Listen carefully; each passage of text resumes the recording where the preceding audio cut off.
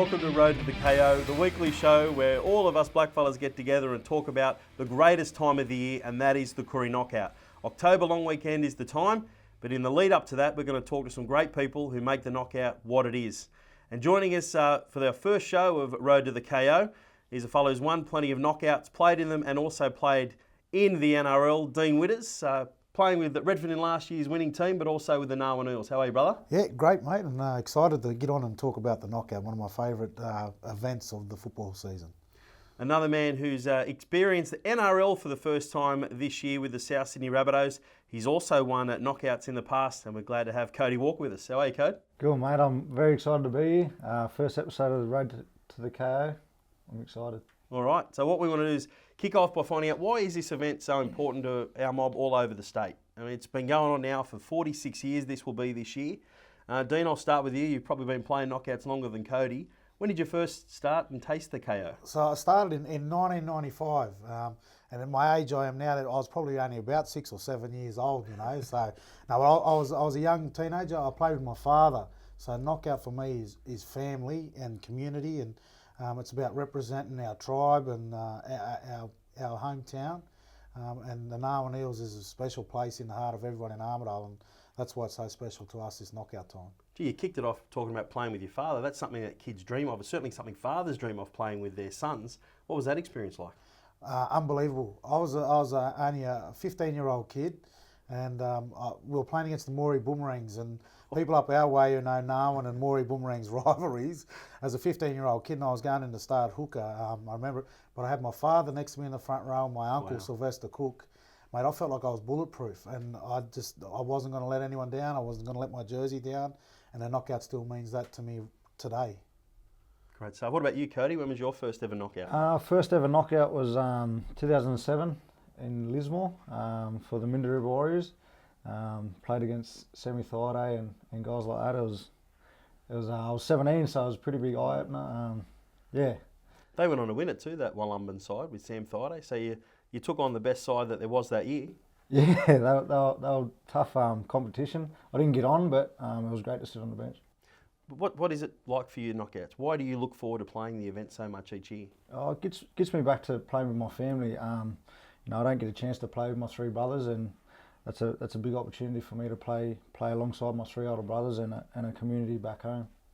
You both experienced success at the knockout, and that's obviously what everyone plays for, the right and opportunity to win the knockout and get all the glory. Do you know how many of you won, and when was your first?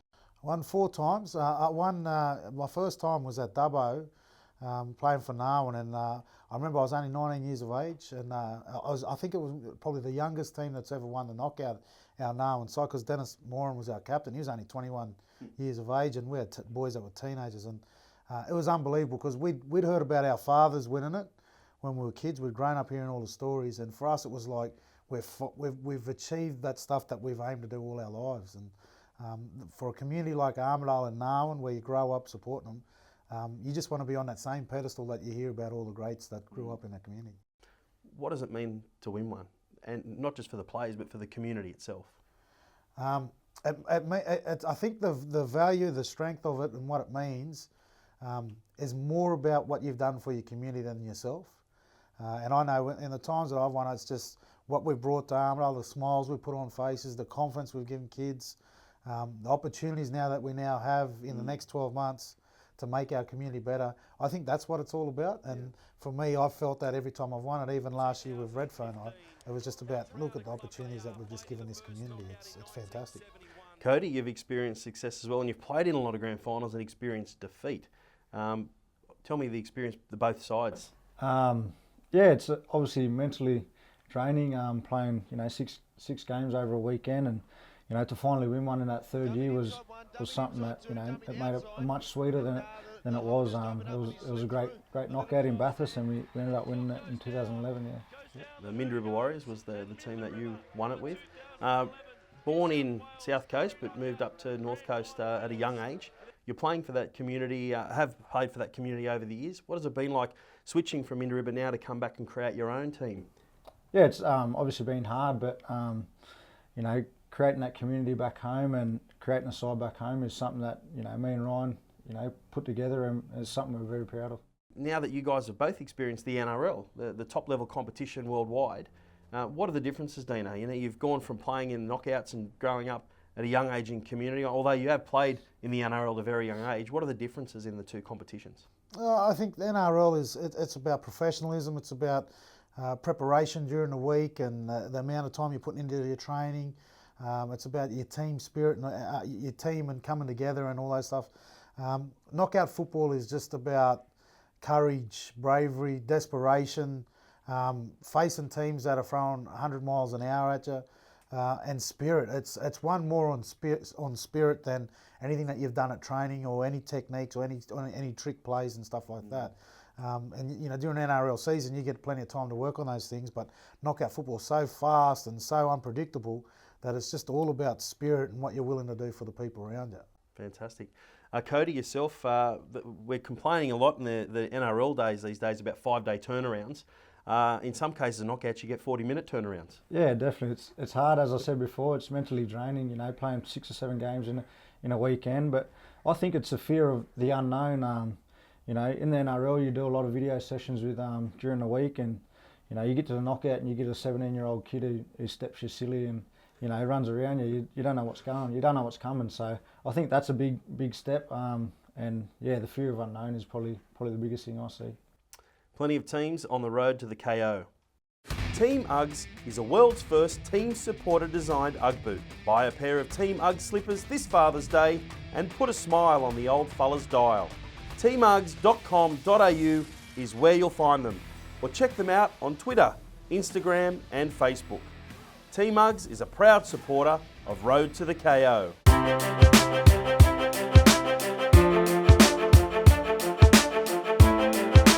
Hi, my name's Lisa Williams. I'm the current president of Redfern All Blacks. It wasn't deliberate that we ended up with women. We just happened to have a handful of very proactive women in our community who put their hand up and have just gone in and got things happening.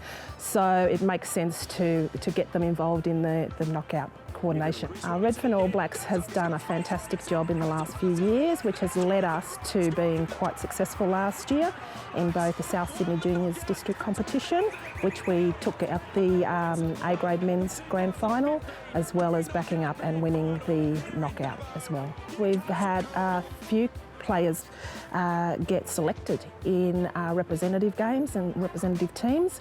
We've had 4 of our women be selected, and we also had a lot of our players represented in the Women's All-Stars game as well. We thought last year Walga did a great job in what they produced for the knockout, and it's only fitting to take that as a benchmark and then take it to the next level. Sydney is such a vibrant city, and Redfern being the heart of Sydney, we always say we are the soul. And Redfern, what a fantastic community, and we really want to encourage as many people coming and participating in the knockout as possible. We didn't have any suitable venues. The knockout's grown so much over the last few years, and so we had to find the most suitable venue as close as possible, and Leichhardt Council were very happy to come on board, and they do have the facilities, and we also have a pool closely in the vicinity as well, in the district as we call it, and there's going to be opportunities there for access to that, the pools, as well as the use of the facilities around the oval as well. Our major sponsors have been in education. UTS has come on board as one of our major sponsors. We also have health as one of our major sponsors, so a huge focus on health programs. Redfern All Blacks Knockout Committee has been working very closely with not only Leichhardt Council but also some of the state government services, including transport, and we are coming up with management plans around that to ensure that we have enough parking facilities for people, as well as public transport to and from Central Station and shuttle service between ovals. So we are going to make sure it is the most enjoyable experience possible for everybody. Accommodation over the long weekend is usually quite expensive, and that's anywhere, not necessarily just Sydney. but we have ample opportunity to work with communities. If you have any queries around accommodation, our committee is happy to take any of those questions and look at the best way we can support you to encourage you to come to the knockout. So this year, the competition games will include the men's teams, the women's teams, our 17s, 15s and 12s. Been approached to have an under-6s exhibition game as well, so we're hopefully can accommodate that, as well as the Golden Oldies, where some former NRL players will have an opportunity to showcase their talents 20 years later, which will be fantastic. And we're having some sprint races, which will be a part of the healthy program that we're offering over the weekend as well. So we will have a barefoot races competition. The knockout precinct is made up of 3 ovals. The main oval obviously is Leichhardt Oval, and behind Leichhardt Oval there is a second ground, and as well as another ground for in close proximity to the main oval, which will have a shuttle service all day, as well as another oval on the side, which is going to be our health hub, if you like, where we're going to have lots of health programs and stalls happening. There will also be some other activities over the weekend to keep the kids engaged, and we also will have a mums and bubs service, a tent, where they can access water for bottles and clean facilities for changing and other things like that. Also, we understand how important it is to look after our elders, and we're going to make sure that we'll have some designated areas, Rabbitohs areas for the elders, a light rail service that is in close proximity to the oval. There will be shuttle services from Redfern and Central, so you'll be able to make your way to Redfern and Central Station, and then from there catch the available transport that we'll have on offer. Parking will be available as well, so we'll have a lot of opportunity for people to get to the oval and hopefully minimal disruption. And also there will be some coach bus parking, so if you're travelling from the bush and your teams are travelling on coach bus, we'll be able to have parking for you as well. I want to thank everybody who's supporting Redfern All Blacks hosting the knockout this year. Very grateful. We want to encourage as many people as possible to come to the knockout this year. Any questions, you can contact us on our Facebook page, our website. We have a Twitter account, an Instagram account that you can follow. We just want to make sure that this is one of the best knockouts that we can possibly put on.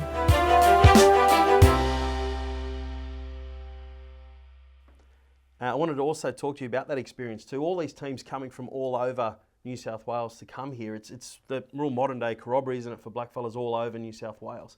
That's the experience. It's not just about what's on the field, but it's about catching up and getting together with people you haven't seen for years. It takes me an hour to walk around the field. I've got that many cousins, but it's just fantastic to you run into all your mob at the one place. Everyone's happy. Everyone, you haven't seen them for a long time.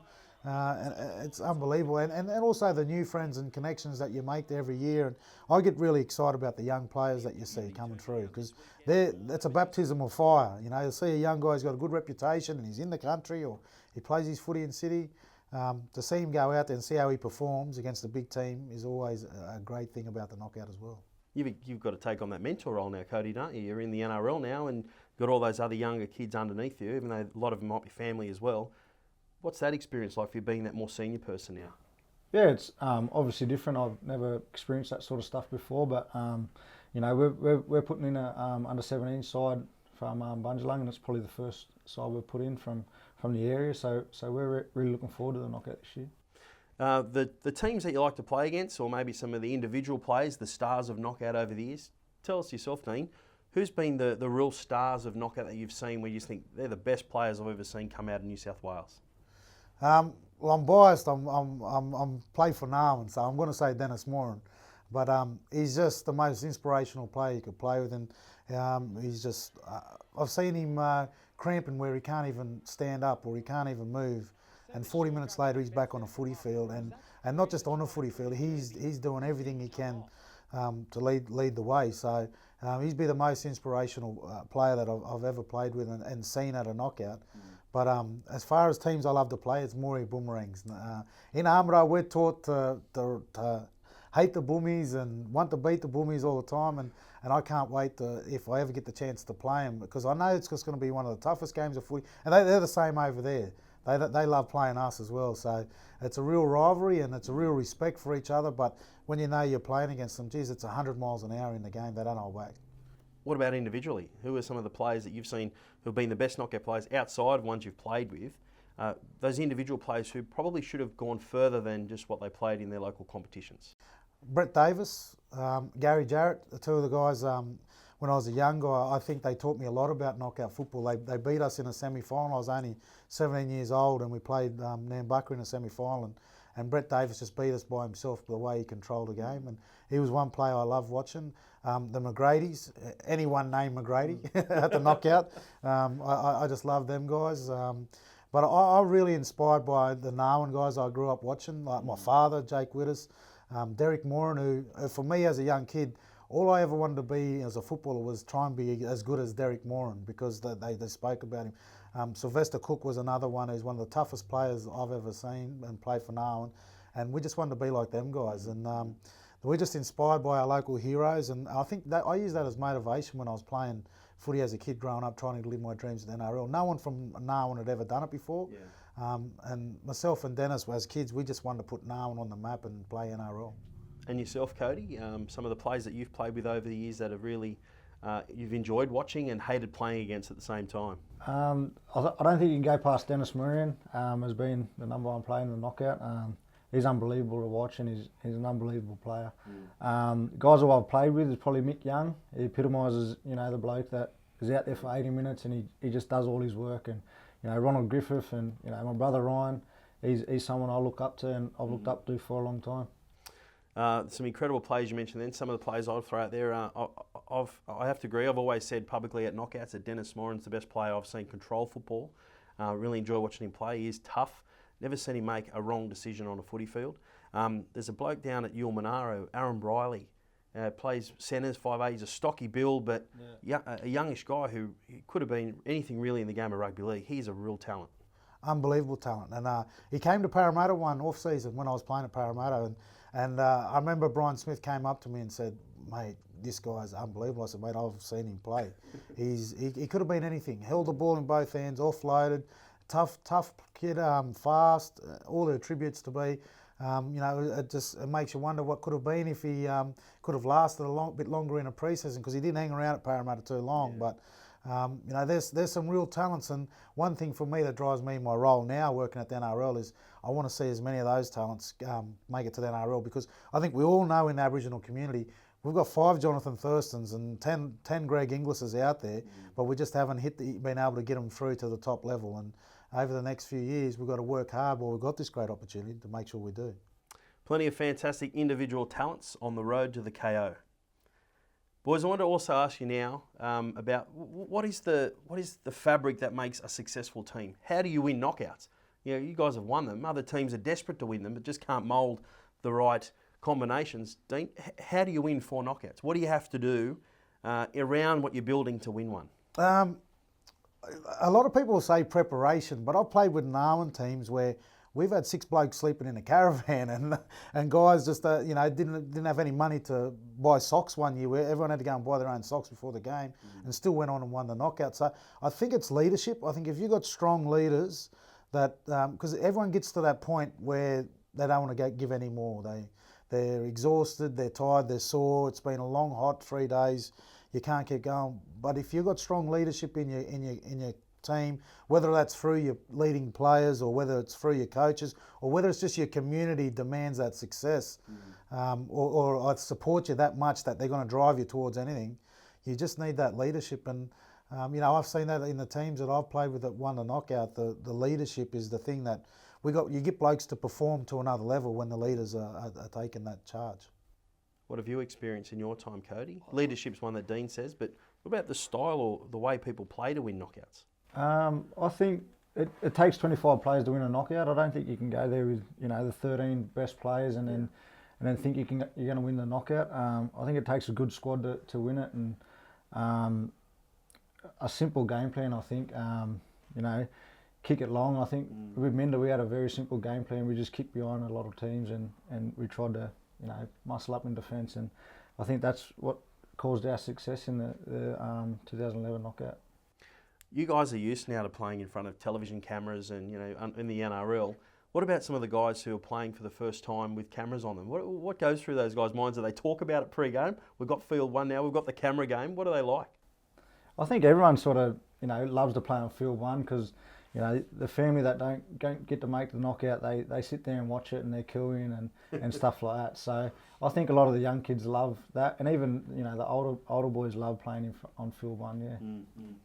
I think there's some big noters coming out of all these young fellas when they score tries and stuff. But you know what? It's just fantastic that we've got it all recorded and we can watch it all. And there's so many historical moments that we sit in tables and we have yarns while we're eating a Devon sandwich like we were earlier, and we have a chat about all these knockout moments. But now we've got the videos there, or they've got the films that we can watch it, and I think it's just going to be extraordinary to tell the tales of the likes of Dennis Moran and Cody Walker and those guys in 10 or 15 years' time, because I no doubt that their kids and their nephews and stuff are going to be just as inspired from the same stories.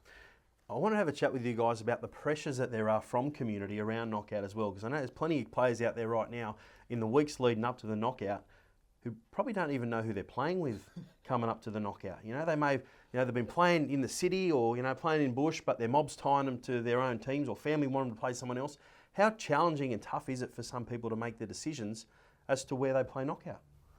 Well, I lived it last year. I had to ring my brothers from back home and tell them that I wasn't playing with them at the knockout, that I was staying with Redfern and playing. And it was the hardest phone call I've ever had to make. It took me days to make it, you know, and it was really tough for me to do.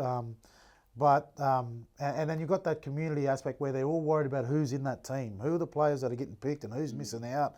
And there's kitchen tables and you know, the pub benches where the conversation goes round and round, and families will split up over it. You know, it's that strong, but it's part of the knockout. It's part of the stuff you have to do. And if you're going to be a leader, or if you're going to be, you know, take charge of one of your sides, well, that's stuff that you've got to be able to take on your shoulders as a leader in a knockout. And you know, it's interesting, all those conversations, and I love it. There's dramas everywhere, and you know, it's exciting to see when you get close to who's going to make the final teams in some of them top sides. There are regions in the state where we know that if they could compile their best ever teams together, they'd win it hands down. The likes of Kempsey, Moree, North Coast, for instance, up your way.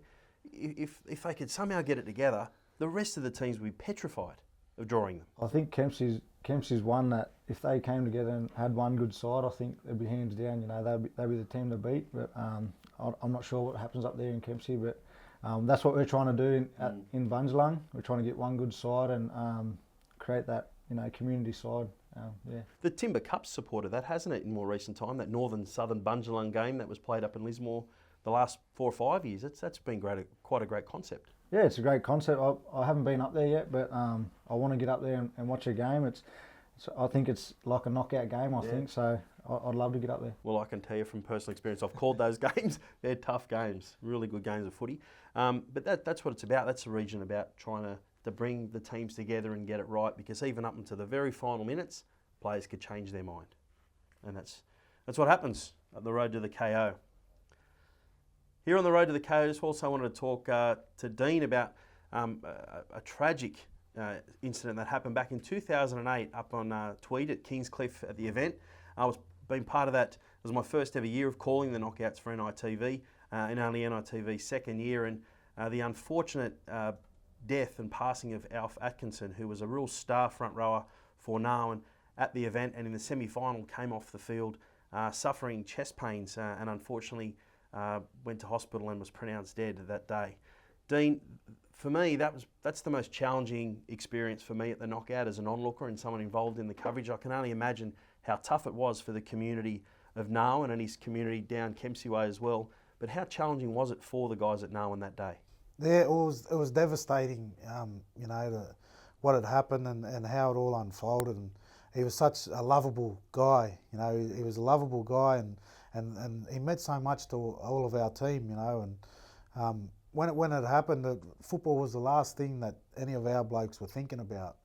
And I remember it wasn't until his mum sent a message around to us, because boys just walked out the back and you couldn't think of anything. You're just empty, and Yeah, last thing you thought about was rugby league or even the knockout. Even being there, it was just like, it was a bit of a daze. And we went out and sat right out in the corner of the back of the knockout where no one was, and there was just our fathers and those sort of people around. And then a message came through from his mum, and one of the boys said, his mum wants you boys to play in the final. And then after that, like I remember, all the old guys who played for Narwhal and my dad, and they just started talking to us boys about picking it up and making sure that we left there with something good for his family. His son was there, young Preston, and I'm hoping young Preston plays in a knockout this year. He's played down here at Redfern all this year in under 16s, and he's at Endeavour, and he's really going good in his footy, and I'm hoping he plays with Narwhal in the knockout this year. He's ready. We had to try and salvage something to make their heartache feel a little bit better, and it was a ridiculous game. Like, there was no way that we would have beaten Lapa the way we did. It was a defensive sort of game, and they were a lot fitter team than us in the forwards, and they had better depth than us throughout their side. But we had something extra about us that day, and we just weren't going to lose. And I remember I was just listening to Dennis Moran talk about it the other day, and Dennis had his father on the front of the jersey, who's another Narwhal legend, my uncle Pritchard Moran, and Dennis just said there's no way I was going to lose that game. There was no way, And when I think back to that game now, I think there was no way we were going to lose. We were just ready to throw anything into that game, and I was so proud for the 15 minutes after the game when we'd won, and we had Preston on our shoulders.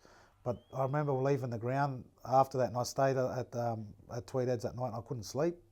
And I remember I was just saying to people, I just feel empty, I feel confused, I feel, I just feel lost. It's just, and it's one of those things I look back in my footy career, and I'm so proud that we won, but I'm so saddened by, rugby, because I just remember saying to everyone that was around me, I was like, that doesn't happen on footy fields. You get players injured and people get hurt, and you feel sorry for them for their, they're going to go through rehab, but to have to sit and think, we've gone on a footy field and we're going off the field with one less bloke. It just, it was one of the hardest things I've ever had to deal with, but one of my proudest things that, we did it for his son, because I think his son was the one that drove us towards that victory, and obviously his spirit was with us.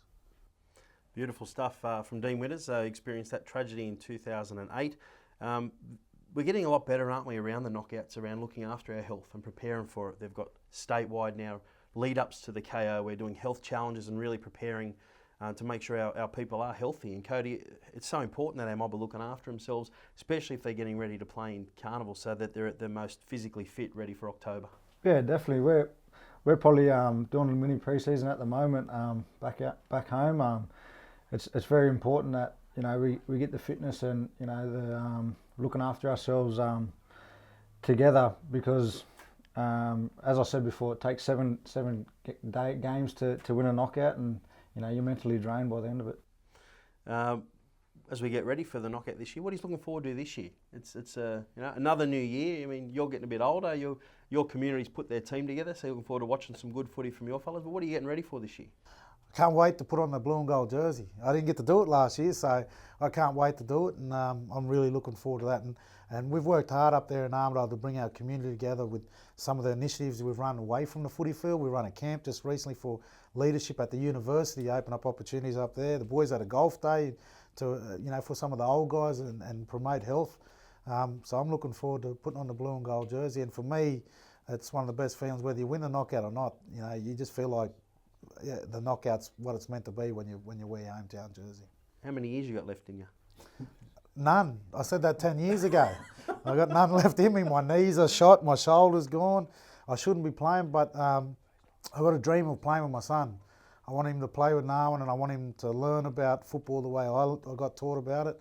I want my dad to be there, my nephew, my little brother. I want Dennis, who's me and Dennis grew up like brothers. We're first cousins, but we're brothers, and I want my son to experience that and talk about that for the next 30 years of his life like I do.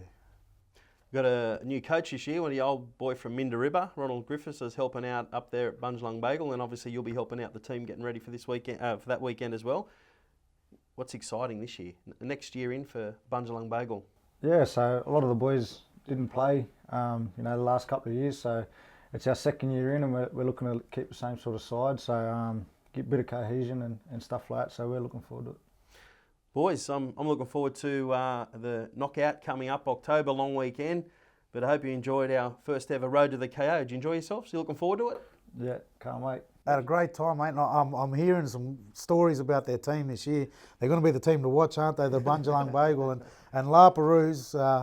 Guaranteed, mate, I hate to rub it into you, but they can't just take that last step, can they? They get close enough all the time.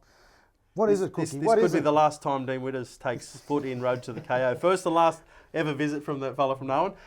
Look, you know, all of our boys are playing in the NRL. We can't get them to come back to community and play. All the lads up there playing there. Look, I'm really proud of what the community's done in the last so many years. You know, they're always up there, aren't they? You mentioned the 2008 grand final. We lost the one the year before, and your first in Lismore as well. You know, I think he's lost the one the year before that too in Sydney. No, wasn't that Beaches? I think we're running out of time. Fantastic first up Road to the KO. Make sure you mob that are checking out this show for the very first time, like everybody else. Pump it out there, share it out for everybody. We want all of your information from the community. Send us your photos, videos, everything that that you want to tell us all about the knockout and questions. We're going to put them to the KO committee and make sure you get them to us. So thanks for joining us on our first ever Road to the KO.